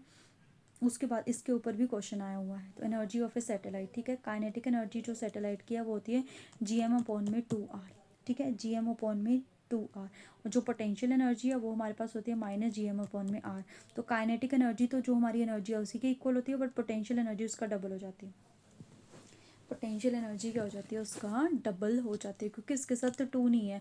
तो अगर पोटेंशियल एनर्जी के साथ 2 नहीं है विच मीन्स यहाँ से 2 आया होगा, वो 2 से 2 कैंसिल होगा, दैट्स वाई वो जो एक पर्टिकुलर एनर्जी है सैटेलाइट की उसका डबल है, तो potential energy double, kinetic energy वही रहती है हमारे पास। उसके बाद आते हैं Kepler laws, laws of orbit, law of area, law of time period, तीनों के तीनों लोग इसके ऊपर बेस्ड होते हैं, angular conservation of angular momentum के ऊपर बेस होते हैं, ठीक है। उसके बाद है सैटेलाइट, जियो स्टेशनरी सैटेलाइट जिसकी हाइट है 36,000 किलोमीटर, इसके ऊपर भी क्वेश्चन आ जाता है। टाइम पीरियड इसका 20 आ रही है और इसकी जो डायरेक्शन है वो है वेस्ट टू ईस्ट। उसके बाद हमारे पास आती है पोलर सैटेलाइट, जो कि एक पोलर सैटेलाइट है, तो अर्थ का जो पोल होगा, लाइक ये हमारे पास अर्थ का पोल है, इसके अराउंड वो करती है, रोटेट करती है, इसका टाइम पीरियड है 100 मिनट का, ठीक है।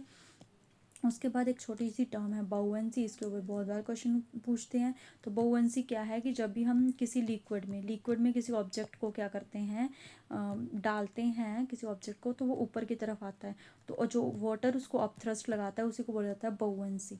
तो अगर अप थ्रस्ट इस वेट से ज़्यादा होगी तब वो फ्लोट करता है, अगर वेट ज़्यादा होगी तो वो सिंक करता है अपवर्ड थॉट्स, जो कि परपेंडिकुलर फोर्स होती है। Pressure is a force thrust upon में एरिया, ऐसा यूनिट आ जाएगी पास्कल या फिर न्यूटन मीटर स्क्वायर। और एक ये भी है कि बाउएंसी डेंसिटी के ऊपर डिपेंड करती है, वेरी वेरी इंपॉर्टेंट है, क्वेश्चन आया हुआ है। वेट पे भी डिपेंड करती है बट डायरेक्टली प्रोपोर्शनल किसके हैं, डेंसिटी के। तो ये था आपके पास ग्रेविटेशन चैप्टर में, ठीक है।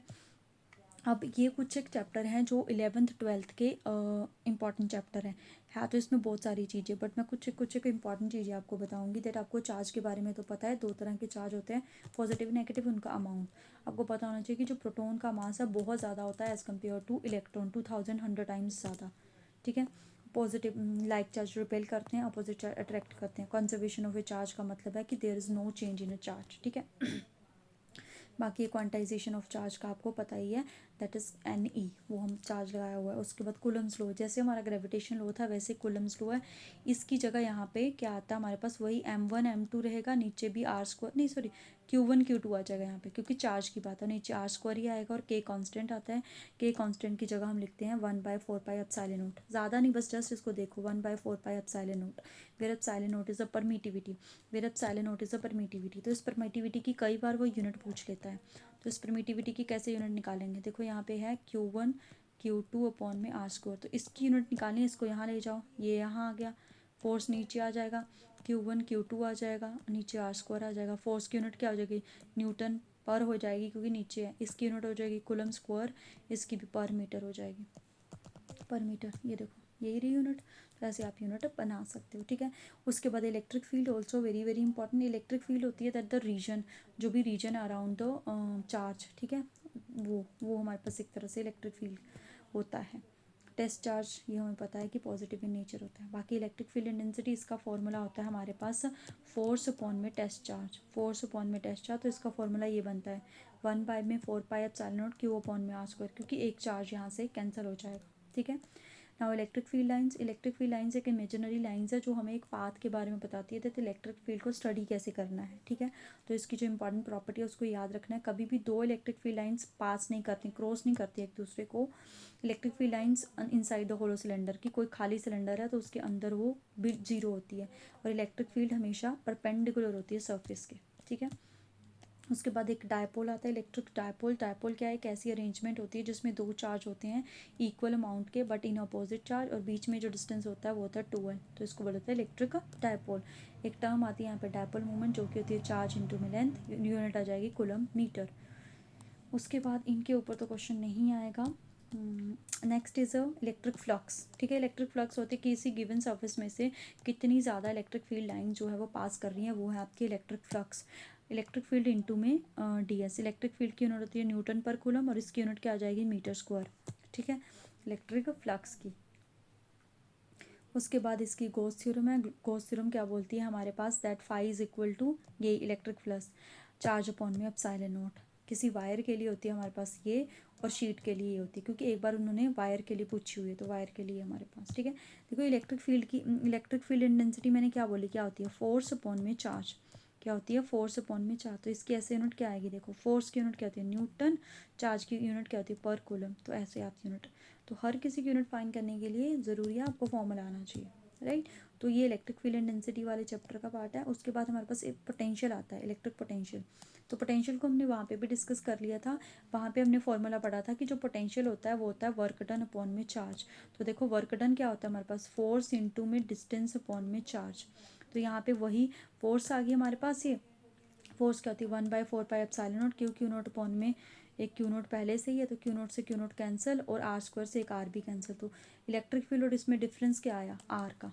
तो एक रिलेशन भी होता है कि जो इलेक्ट्रिक फील्ड होती है ना वो V अपॉन में R के इक्वल भी होती है, पोटेंशियल ग्रेडियंट के इक्वल भी होती है। ठीक है। ये रिलेशन है हमारे पास, ये रिलेशन मैंने यहाँ पे बताया हुआ है। एक चीज़ आती है हमारे पास इक्विपोटेंशियल सरफेस। देखो इक्विपोटेंशियल सरफेस का मतलब है ऐसे सरफेस जहाँ पे पोटेंशियल हर जगह सेम रहती है। इसकी इंपॉर्टेंट प्रॉपर्टी ये है कि जो वर्क डन होता है इक्विपोटेंशियल सरफेस वो जीरो होता है। देखो इसका क्वेश्चन ना पता वो कैसे डालते हैं, इसका क्वेश्चन वो बहुत घुमा फिरा के डालते हैं। दैट एक इक्विपोटेंशियल सरफेस है, उसमें एक वर्क पोटेंशियल पहले 1 वोल्ट थी, फिर 2 वोल्ट होगी, फिर 3 वोल्ट होगी। तो इस पॉइंट से यहाँ तक पहुँचने के लिए उसको कितना वर्क डन करना पड़ा, बस इक्विपोटेंशियल सरफेस आ गया ना, कुछ भी लिखते रहे वो, तो पोटेंशियल हमारे पास क्या आएगी, जीरो। सॉरी वर्क डन क्या आएगा हमारे पास, जीरो। ठीक है। उसके बाद आता है हमारे पास कैपेसिटर। तो कैपेसिटर एक ऐसी डिवाइस है जो चार्ज को स्टोर करता है, या ये ऐसे भी आता है कि जो कैपेसिटर है उसमें कौन सी एनर्जी स्टोर होती है। तो कौन सी एनर्जी स्टोर होती है, इलेक्ट्रिक एनर्जी। ठीक है। कौन सी एनर्जी स्टोर होती है, electric energy. Device is use to store a charge and hence electric energy. तो कुलम कुलम ये हमें पता है charge is directly proportional to potential. तो यहाँ से जैसे प्रोपोर्शनैलिटी हटाएंगे सी वी आएगा, तो सी यहाँ से निकालूँ मैं, चार्ज अपॉन में पोटेंशियल आएगा, ठीक है। चार्ज अपॉन में पोटेंशियल, तो इसकी ऐसा यूनिट हो जाएगी कूलम पर वोल्ट, बट इसकी ऐसा यूनिट होती है फैरेड, इसको याद रखना है फैरेड, ठीक है। उसके बाद कैपेसिटर को भी कॉम्बिनेशन और सीरीज़ में लगाया जाता है, तो ये बिल्कुल रजिस्टर का उल्टा है कि इसमें जैसे रजिस्टर में सीरीज़ वाला क्या था, सिंपली ऐड होता था, इसमें सीरीज़ वाला पैरेलल की तरह रेसिप्रोकल ऐड होता है और पैरेलल वाला सिंपली ऐड होता है, ठीक है। ये भी इंपॉर्टेंट है कि एनर्जी स्टोर का फॉर्मूला, इसको आप याद कर सकते, एक फॉर्मूला याद कर लो कि एनर्जी स्टोर का formula half is equal to में सी वी स्क्वायर होता है, उसके बाद इनकी जगह वैल्यू पुट करते रहो, क्योंकि हमने ये देखा था कि क्यू इज इक्वल टू में सी वी होता है, तो यहाँ से अगर हम सी निकालें तो सी आ जाएगा क्यू अपॉन में वी, तो क्यू अपॉन में वी, यहाँ से वी स्क्वायर, इससे कैंसिल हाफ क्यू वी, तो ये भी फॉर्मूला बन जाएगा। तो जो भी गिवन होगा उसके अकॉर्डिंग हम निकाल लेंगे, ठीक है। उसके बाद हमारे पास आता है किरचॉफ्स लॉ, इनके ऊपर भी क्वेश्चन आता है। इसके दो लॉ है, एक लॉ ऑफ करंट और एक law of voltage. Law of current को लॉ ऑफ जंक्शन भी बोला जाता है, लॉ ऑफ वोल्टेज को हमारे पास लूप लॉ बोला जाता है। तो लॉ ऑफ करंट, करंट में चार्ज आता है तो एक कंजर्वेशन ऑफ चार्ज पे डिपेंड करती है, और लॉ ऑफ वोल्टेज, वोल्टेज आया तो वोल्टेज में वर्क डन आता है, वर्क डन का मतलब है एनर्जी, तो कंजर्वेशन ऑफ एनर्जी पे डिपेंड करता है। इनके ऊपर बहुत बार क्वेश्चन आया हुआ है, तो इसको भी आपने ध्यान में रखना है, ठीक है। तो यहाँ पे ये पोटेंशियल वाली बातें खत्म होती है। अब हमारे पास आता है next chapter is electromagnetic induction, ठीक है। इंडक्शन जिसमें हम मैग्नेटिक फील्ड के बारे में पढ़ेंगे, मैग्नेटिक फ्लक्स के बारे में पढ़ेंगे, तो इसमें थोड़ा सा एडवांस लेवल का आ जाता है। मैं थोड़ा सा आपको मैग्नेटिक फील्ड के बारे में बता देती हूँ, जिसको बी से डोनेट करते हैं, ठीक है। जिसकी ऐसे यूनिट क्या होती है हमारे पास, टेस्ला, उसको आपने याद रखना है, उसकी ऐसे यूनिट क्या होती है, टेस्ला। मैग्नेटिक फील्ड हमारे पास होती है म्यू अपॉन में 4 पाए, म्यू अपॉन में 4 pi I D L sine theta, ideal sine theta, ये इसका फॉर्मूला होता है, where mu is a susceptibility. Mu क्या होती है हमारे पास, ससेप्टिबिलिटी। तो इसकी ऐसे यूनिट पूछ सकते हैं, तो इसकी ऐसे यूनिट कैसे बनेगी, ये हमें निकालना है। तो मैग्नेटिक फील्ड ऐसे ही रहेगी, थीटा की तो हम नहीं निकालेंगे, ये कांस्टेंट है, नीचे करंट आ जाएगा और ये डिस्टेंस चला जाएगा, तो इसकी यूनिट होती है टेस्ला, करंट की होती है पर एम्पियर और डिस्टेंस की होती है पर मीटर। तो ये हमारे पास ससेप्टिबिलिटी की ऐसा यूनिट आ जाएगी, तो इसके ऊपर भी पूछ सकते हैं, ठीक है। मैग्नेटिक फील्ड की टेस्ला हो जाएगी और ससेप्टिबिलिटी इसका कांस्टेंट है, उसकी यूनिट ये हो जाएगी, उसको भी आपने अच्छे से करना है, ठीक है। अब ये मैग्नेटिक फ्लक्स बहुत इंपॉर्टेंट है, इसमें भी वही है कि कोई गिवन सरफेस है उसमें से कितनी मैग्नेटिक फील्ड लाइन पास करती है, उसको बोला जाता है मैग्नेटिक फ्लक्स, जो कि बी ए कोस थीटा, वो ई ए कोस थीटा था, ये बी ए कोस थीटा हो जाएगा, ठीक है। इसकी ऐसा यूनिट क्या आती है, वेबर, वेरी वेरी इंपॉर्टेंट है ये, इसकी ऐसा यूनिट क्या बनती है, वेबर। वैसे अगर इसकी ऐसा यूनिट बनानी हो तो मैग्नेटिक फील्ड की टेस्ला, एरिया की मीटर स्क्वायर, तो टेस्ला मीटर स्क्वायर क्या आ जाएगी इसकी ऐसा यूनिट, ठीक है। इलेक्ट्रोमैग्नेटिक इंडक्शन का मतलब क्या है हमारे पास कि अगर हम किसी भी वायर को, जैसे ये वायर है, इसमें से करंट पास करते हैं, the process in which the induce EMF produce due to the charge change of flux linked with the conductor. देखो ऐसे होता है ना हमारे पास कि जैसे ये हमारे पास एक कोयल है, इसमें हमने क्या लगाया हुआ है, मतलब कि बैटरी लगाई हुई है, और इसके साथ एक दूसरा है, यहाँ पे हमने गैल्वेनोमीटर लगाया है। तो इसमें हमने करंट दिया, तो करंट चेंज होने से फ्लक्स चेंज होता है, फ्लक्स से मैग्नेटिक फील्ड चेंज होती है, तो मैग्नेटिक फील्ड लाइन इस तक पहुँचेंगी, तो इसकी मैग्नेटिक फील्ड चेंज, इसकी फ्लक्स चेंज, तो इसमें करंट आ जाएगा। तो इसके आस पास होने से इसमें करंट इंड्यूस होगा, इसको बोला था इलेक्ट्रोमैग्नेटिक इंडक्शन। तो इसको स्टडी किसने करा था, फैराडे ने स्टडी करा था इसको, ठीक है। फैराडे ने क्या करा था इसको स्टडी। उसके बाद लॉज आते हैं इलेक्ट्रोमैग्नेटिक इंडक्शंस के, तो किसने दिए हैं, वो फैराडे ने दिए हैं, ठीक है। किसने दिए हैं, फैराडे ने। तो फर्स्ट लॉ फैराडे क्या बोलता है कि जो इलेक्ट्रोमैग्नेटिक इंडक्शन होगी वो सिर्फ और सिर्फ is only induce when a link to it a change constantly, कि जब तक चेंज होता रहेगा तभी तक इलेक्ट्रोमैग्नेटिक इंडक्शन होगी, जैसे ही चेंज होना बंद, इलेक्ट्रोमैग्नेटिक इंडक्शन बंद। सेकेंड लॉ बोलता है कि इलेक्ट्रोमैग्नेटिक इंडक्शन जो ईएमएफ होती है उसमें प्रोड्यूस वह डायरेक्टली प्रोपोर्शनल होती है rate of change of flux, बात वही है जो फर्स्ट में हुई थी, rate of change of flux के, ठीक है। नेगेटिव साइन शो दैट कि जो अगर हम करंट इस तरफ को दे रहे हैं तो इंड्यूस ईएमएफ उससे अपोजिट डायरेक्शन में प्रोड्यूस होता है, ठीक है।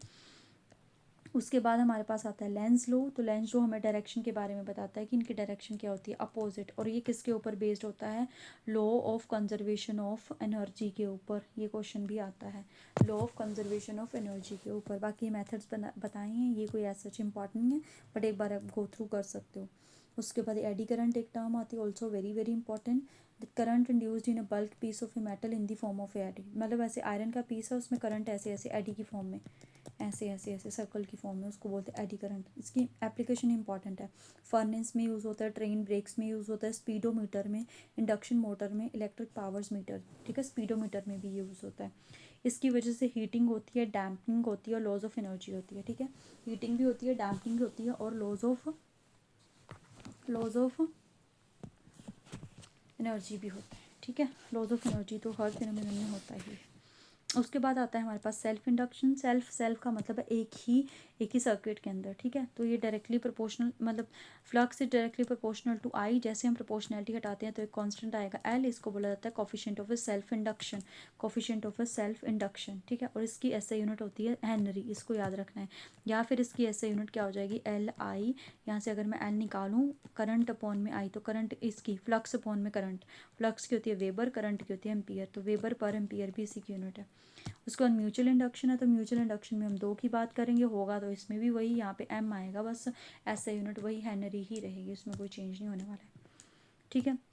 तो ये था हमारे पास इलेक्ट्रिक फ्लक्स जो चैप्टर है आपका, उसके बारे में, ठीक है। अब हमारे पास आता है ऑल्टरनेटिंग करंट चैप्टर, जो कि ऑल्सो वेरी वेरी इंपॉर्टेंट और डीप मतलब एक तरह से हम बोल सकते हैं बहुत ही कंसेप्चुअल एंड ज़्यादा चीज़ें पढ़ने वाला चैप्टर है ये, ठीक है। तो इसमें मैं आपको जो जो इम्पोर्टेंट है उसके ऊपर बता रही हूँ आपको कि क्या क्या पढ़ना है आपको। तो इसमें है दैट कि ऑल्टरनेटिंग करंट होता है जिसमें मैग्नीट्यूड चेंज करता है और डायरेक्शन भी चेंज करती है करंट की, ठीक है। तो वो हमारा ऑल्टरनेटिंग करंट है, इसके बारे में आपको पता ही होगा। तो ये रहा इसका टाइम पीरियड, 1 में फ्रीक्वेंसी जो कि फाइनाइट होता है, 1 में फ्रीक्वेंसी की यूनिट क्या आ जाती है हमारे पास, hertz that how many cycle pass in 1 second. Domestic power supply के बारे में हम पहले भी बात कर चुके हैं। बाकी डायरेक्ट करंट होता है कि जिसका मैग्नीट्यूड और डायरेक्शन चेंज नहीं करता है, इसका जो टाइम पीरियड है वो क्या होता है, इनफाइनाइट। इसका टाइम पीरियड फाइनाइट है, इसका इनफाइनाइट, इसमें कोई साइकिल नहीं है, इसमें कोई भी साइकिल नहीं होता है ना। Alternative current is more dangerous than a AC DC, sorry, ठीक है। तो जो एसी होता है वो ज़्यादा डेंजरस होता है, ठीक है। बाकी ये भी आप याद कर सकते हो, average mean value of alternating current, इसके ऊपर भी वो क्वेश्चन पूछ लेते हैं। एवरेज और mean value of alternating 2 I naught upon में पाई, तो I naught is a maximum value, ठीक है। नी उसके बाद रूट मीन स्क्वायर, यहाँ पे 2 I note I, I naught upon में √2 आ जाएगी, ठीक है। आई नोट अपॉन में √2 आ जाएगी।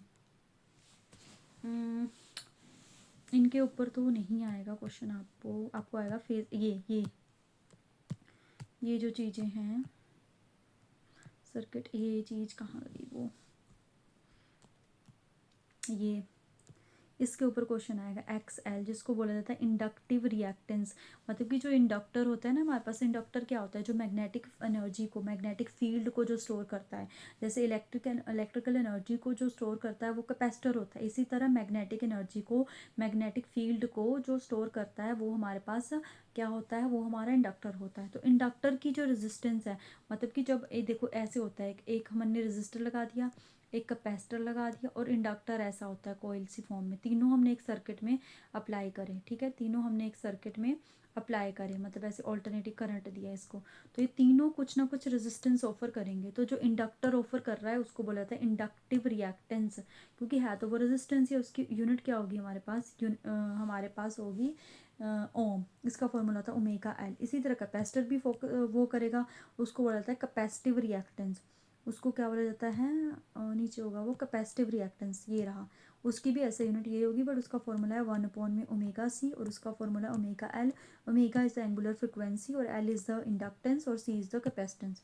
उसके बाद ये LCR सर्किट आया कि जब तीनों को इसके साथ इन किया गया, तो ये जो Z है, Z is the total resistance offered by the LCR circuit की जो टोटल रेजिस्टेंस होती है, तो हमारे पास XL माइनस में XC, इसका होल स्क्वायर प्लस में R स्क्वायर, इसके इक्वल होती है, ठीक है। उसके बाद एक कुछ कंडीशन बताई गई है। रेजोनेंस एक ऐसी कंडीशन है कि जब उसमें से मैक्सिमम करंट फ्लो करे, तो अगर करंट मैक्सिमम रखना है हमें, तो रेजिस्टेंस को मिनिमम रखना पड़ेगा। तो रेजिस्टेंस को मिनिमम रखने के लिए इन दोनों को इक्वल करना पड़ेगा। इन दोनों को इक्वल कर देंगे तो ये टर्म हो जाएगी 0, तो Z is equal to R square, ये हमारे पास आ जाएगा, ठीक है। उसके बाद ये क्यू फैक्टर तो नहीं है सच इंपॉर्टेंट, पावर वाला आ सकता है, पावर इन एसी सर्किट। तो power in AC circuit ERMS, देखो अगर आपको याद होगा कि जो पावर होता है ना V इज इक्वल टू में I होता है, तो V की जगह यहाँ पे EMF है, तो ERMS root mean square IRMS और cos phi is a power factor. ये क्या होता है हमारे पास, पावर फैक्टर, जो कि हमारे पास रेजिस्टेंस अपॉन में इम्पिडेंस होता है, रेजिस्टेंस अपॉन में इम्पिडेंस होता है, ठीक है। तो जो पावर होती है वो रजिस्टर की वजह से होती है, इंडक्टर और कैपेसिटर की वजह से नहीं होती है, क्योंकि इन केस ऑफ इंडक्टर और कैपेसिटर ना हमारे पास जो एंगल है वो 90 चला जाता है। ये क्वेश्चन आता है कि दैट कि आपके पास वोल्टेज इतनी है, करंट इतनी है, बताओ इंडक्टर में पावर कितनी होगी, ओनली इंडक्टर, तो वहाँ तो ज़ीरो होगी, क्योंकि एंगल वहाँ पे कितना बनता है 90 डिग्री का, राइट। ये चीज़ें छोटी छोटी आपने याद करनी। उसके बाद ट्रांसफार्मर आता है। ट्रांसफार्मर एक ऐसी डिवाइस है जो हमारे पास क्या है, device is increase and decrease the alternating voltage, ठीक है। दो तरह के अप एंड डाउन, तो अप क्या करेगा, इंक्रीज करेगा, ठीक है, ये क्या करेगा, इंक्रीज करेगा, मतलब कि लो कन्वर्ट करेगा लो अल्टरनेटिंग वोल्टेज को हाई अल्टरनेटिंग वोल्टेज पे, करंट ये क्या, हाई करंट को लो करंट पे। स्टेप डाउन वाला हाई को कन्वर्ट कर देगा किस में, लो में। तो हाई अगर ऑल्टरनेटिंग वोल्टेज है तो करंट लो होगा, और यहाँ पे अगर लो अल्टरनेटिंग वोल्टेज है तो करंट हाई होगा। इस चीज़ का ध्यान रखना है हमने, ठीक है। उसके बाद ये जो अल्टरनेटिंग करंट वाला चैप्टर है वो आपका यहीं पे ख़त्म होता है। नेक्स्ट है हमारे पास system of a particle of rotational motion. तो ये रोटेशनल मोशन वाला चैप्टर है। तो इसमें भी कुछ एक टर्म है छोटी छोटी, ठीक है, मैं उसी के ऊपर चलती हूँ, ठीक है। ये ट्रांसलेशनल मोशन, रोटेशनल मोशन, इसके बारे में बताया गया है। ये जो सेंटर ऑफ मास वाला पार्ट है ये इंपॉर्टेंट है आपका, सेंटर ऑफ मास। इसके ऊपर क्वेश्चन आ जाता है कि किसका सेंटर ऑफ मास कहाँ पे लाई करता है।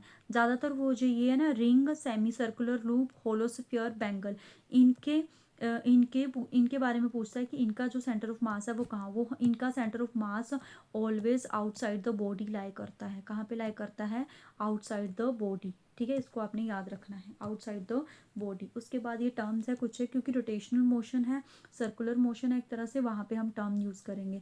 जैसे पहले तो हम linear velocity, linear acceleration, linear momentum उसकी बात करते थे। अब हम वर्ड यूज़ करेंगे एंगुलर वेलोसिटी। एंगुलर वेलोसिटी, अगर मैं लीनियर वेलोसिटी की बात करूँ वो डिस्टेंस अपॉन में टाइम होता था, तो यहाँ पे भी होगा तो टाइम, बट जो डिस्टेंस है वो थीटा होगा, क्योंकि जब सर्कल में कोई चीज़ घूमती है, यहाँ से स्टार्ट करेगी यहाँ पे, तो यहाँ पे एंगल बनाएगी, उसको बोलते हैं एंगुलर डिस्टेंस अपॉन में एंगुलर टाइम, ठीक है। तो angular velocity is rotational catalogue of a velocity. अब ये लीनियर वेलोसिटी और एंगुलर वेलोसिटी में रिलेशन होता है। Linear velocity is equal to angular velocity into में R, rotational with relation with the linear velocity. SI unit, ये जो theta इसकी होती है रेडियन, क्योंकि एंगल है, पर में second. Omega is same for every particle in a rigid body, ये बारे में बताया। एंगुलर एक्सेलरेशन इसको अल्फा से डोनेट करते हैं, वेलोसिटी अपॉन में टाइम, तो वेलोसिटी इज ओमेगा अपॉन में टाइम, तो इसकी ऐसे यूनिट क्या आएगी, रेडियन पर सेकंड स्क्वायर आ जाएगी, ठीक है। उसके बाद टॉर्क, टॉर्क क्या है, rotational analogue of a force. जैसे लीनियर मोमेंटम में फोर्स बोलते हैं तो इसमें क्या बोलेंगे हम, टॉर्क बोलते हैं। टॉर्क वो होती है हमारे पास डिस्टेंस इनटू में फोर्स। तो डिस्टेंस कैसा है, ये परपेंडिकुलर डिस्टेंस, डिपेंड करता है एक्सिस ऑफ रोटेशन पे, और distance from axis of rotation. ऐसा यूनिट बताएंगे तो ऐसा यूनिट तो न्यूटन मीटर ही आ जाएगी, बाकी ये तो सीजीएस बताई गई है, डाइन, ठीक है। अब देखो यहाँ पे ध्यान से कि अगर हमें टॉर्क फाइंड करना हो, हमें फोर्स भी दे रखा है और डिस्टेंस भी दे रखा है। आप एक चीज़ यहाँ से देख रहे हो कि जो इसकी ऐसे यूनिट आई है वो हमारे पर वर्क डन के इक्वल आई है, क्योंकि वर्क डन भी क्या होता है, फोर्स इनटू में डिस्प्लेसमेंट, बट ये स्केलर क्वांटिटी है, ये क्या है, वेक्टर क्वांटिटी। तो अगर इसको ऐसे दे रखा हो हमें वेक्टर फॉर्म में, तो हम इसका क्रॉस प्रोडक्ट निकालेंगे। तो कैसे निकालते हैं वो आप विजिट कीजिए, जो हमारी प्लेलिस्ट बनी है वहाँ पे आपको पता चल जाएगा, ठीक है। उसके बाद एंगुलर मोमेंटम आता है। तो एंगुलर मोमेंटम क्या होगा, डिस्टेंस मल्टीप्लाई में लीनियर मोमेंटम। यूनिट क्या आ जाएगी इसकी, ऐसे यूनिट अगर हमें निकालनी हो, रोटेशनल एनालो, इसकी ऐसे यूनिट, इसकी यूनिट ऐसे यूनिट, जॉल सेकंड कैसे लिखी मैंने, इसकी तो होती है मीटर, और मोमेंटम है, मोमेंटम की क्या आती है हमारे पास, मोमेंटम तो होता है हमारे पास किलोग्राम मीटर पर सेकंड ना, तो किलोग्राम मीटर पर सेकंड स्क्वायर हो जाएगी इसकी यूनिट। अच्छा अच्छा अच्छा अच्छा अच्छा, ठीक है ठीक है ठीक है ठीक है, ये इस रिलेशन से हम इसकी यूनिट को लिख सकते हैं, ठीक है। तो relation between torque and the angular momentum, जैसे हमारी जो फोर्स है वो किसके इक्वल होती है, डी पी बाय में डी टी, मतलब जो हमारे पास होता है second law of motion, rate of change of momentum. तो यहाँ पे भी टॉर्क क्या होगा, rate of change of angular momentum. तो यहाँ से एंगुलर मोमेंटम की यूनिट आई है, देखो यहाँ से टॉर्क इनटू में टाइम हमारा एंगुलर मोमेंटम होगा, तो टॉर्क जाउल के इक्वल ही, इसीलिए जाउल सेकंड इसकी ऐसे यूनिट आई। देखो कैसे अलग से इसकी ऐसे यूनिट है, ठीक है। उसके बाद एक टर्म होती है moment of inertia, rotational analogue of a mass. तो जब हम रोटेशनल मोशन की बात करते हैं तो उसमें मास जो है वो मोमेंट ऑफ इनर्शिया के इक्वल होती है, क्योंकि इनर्शिया यहाँ पे टर्म है, इनर्शिया मास से रिलेशन करती है, ठीक है।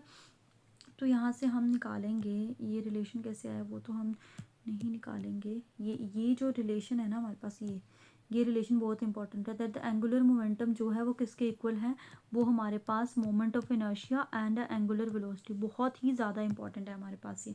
अगर हम इसको, क्योंकि दोनों का प्रोडक्ट हमारे पास कांस्टेंट है, ये दोनों का प्रोडक्ट कांस्टेंट है, तो अगर एक चीज़ इंक्रीज़ हो रही है तो दूसरी डिक्रीज़ हो रही है, बस इसको याद रखना है।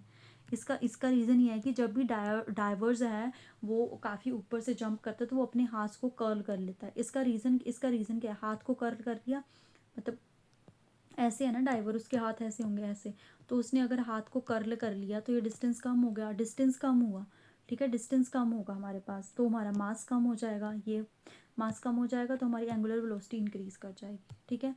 एंगुलर स्पीड प्लेनेट की इंक्रीज़ कर जाती है नियर द सन, क्योंकि नियर द सन डिस्टेंस कम होता है, डिस्टेंस कम होगा तो मास कम हो जाएगा, मास कम होगा तो एंगुलर वेलोसिटी इंक्रीज़ कर जाएगी। उसके बाद balance answer stretch arm to increase the हम बोल सकते हैं कि वो मोमेंट ऑफ इनर्शिया, उसकी वजह से एंगुलर जो स्पीड होती है वो डिक्रीज़ कर जाती है ऐसे, तो आर इंक्रीज़ करा, ये आई इंक्रीज़, ये डिक्रीज़ कर जाएगा, विदड्रॉ करेंगे तो डिक्रीज़, ये भी डिक्रीज़, तो ये इंक्रीज़ कर जाएगा, ठीक है।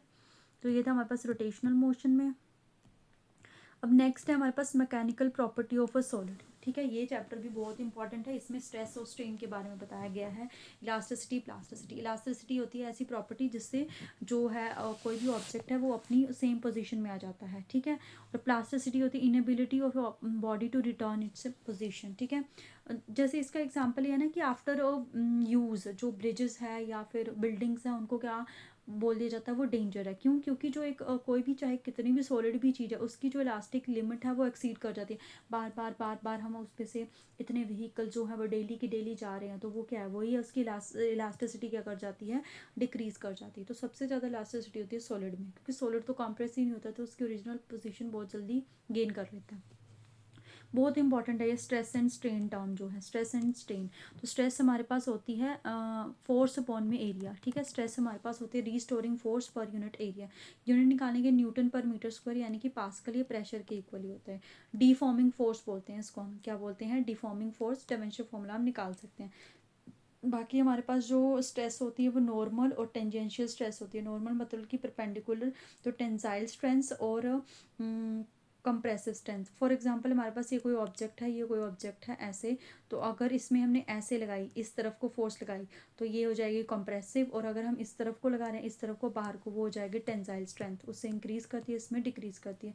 टेंजेंशियल जो है वो कॉर्नर पे लगती है, ऐसे कॉर्नर पे, उसको टेंजेंशियल बोल जाता है। उसके बाद हमारे पास स्ट्रेन्स आती है, अलग अलग स्ट्रेन्स होती है। स्ट्रेन होती है हमारे पास रेशो, एक तरह से रेशो ही होती है, ओरिजिनल मतलब कि चेंज इन डायमेंशन अपॉन में ओरिजिनल डायमेंशन, ठीक है। तो ये इसकी कोई यूनिट नहीं होती है स्ट्रेन की। तो longitudinal, volumetric and shearing strain. तो longitudinal change in length upon में ओरिजिनल लेंथ, वॉल्यूम में change in volume original volume, और शेयरिंग में चेंज इन लेंथ अपॉन में लेंथ ही हो जाता है, ठीक है। उसके बाद ये हुक्स लॉ है। हुक्स लॉ क्या बोलता है, stress is directly proportional to strain. तो यहाँ से एक कोफिशिएंट आता है, उस कोफिशिएंट को बोला जाता है मॉडुलस ऑफ इलास्टिसिटी। क्या बोला जाता है, मॉडुलस ऑफ इलास्टिसिटी हमारे पास, ठीक है। तो ये है इस चैप्टर में। अब ना मेरा ना एक्चुअली एक ना और आपका चैप्टर है, आई होप आपने वो करा होगा, जिन्होंने भी नोट्स लिए, मैकेनिकल प्रॉपर्टीज़ ऑफ लिक्विड, ठीक है। मैकेनिकल प्रॉपर्टीज़ ऑफ लिक्विड, जिसमें मैंने बताया है आपको that Pascal law, Bernoulli theorem, इन दोनों टॉपिक्स के बारे में अच्छे से पढ़ लेना, इनके ऊपर भी क्वेश्चन आता है। विस्कोसिटी के बारे में बताया है, ठीक है, वो मैं यहाँ पर डिस्कस नहीं कर रही हूँ, पर मैंने आपको बता दिया दैट इनके बारे में भी आपने पढ़ लेना है, ठीक है। किस किस के बारे में, बर्नौली थ्योरम, पास्कल लॉ, और आपका है अगर मैं बात करूँ और है आपके पास वो आता है आपका बर्नौली थ्योरम, पास्कल लॉ, और विस्कोसिटी के बारे में, इनके बारे में भी पढ़ लेना कि बर्नौली थ्योरम के ऊपर कौन कौन सी टर्म बेस्ड है, विस्कोसिटी के ऊपर कौन कौन सी टर्म बेस्ड है, उसके बारे में। और एक आपका चैप्टर है ऑसिलेशंस एंड वेव्स, ठीक है, वो मैंने यहाँ पे डिस्कस नहीं करवाया। ऑसिलेशन एंड वेव, उसके ऊपर भी क्वेश्चन आता है, ठीक है। वेव, साउंड वेव्स होती हैं, उसकी ऑसिलेशंस निकालनी होती है। वाटर वेव्स होती है, लॉन्गिट्यूनल वेव्स होती है, जैसे वाटर हमारा लॉन्गिट्यूनल ट्रांसवर्सल दोनों होता है, तो उस टॉपिक में से भी कई बार जो है क्वेश्चन देखने को मिलते हैं। तो ये थे बहुत ही वेरी वेरी ऐसे ऐसे टॉपिक मैंने आपके साथ डिस्कस करे हैं जिनको आप बिल्कुल भी छोड़ के नहीं जा सकते हो। यहाँ से आपको पक्का पक्का क्वेश्चन जो है वो पेपर में देखने को मिलेंगे ही मिलेंगे। तो आई होप आपके लिए वीडियो हेल्पफुल रहेगी। हेल्पफुल रहती है तो चैनल को शेयर एंड सब्सक्राइब ज़रूर कीजिएगा। तो आज के लिए इतना ही, बहुत ही जल्दी नेक्स्ट वीडियो में मिलेंगे। Thank you so much, happy learning.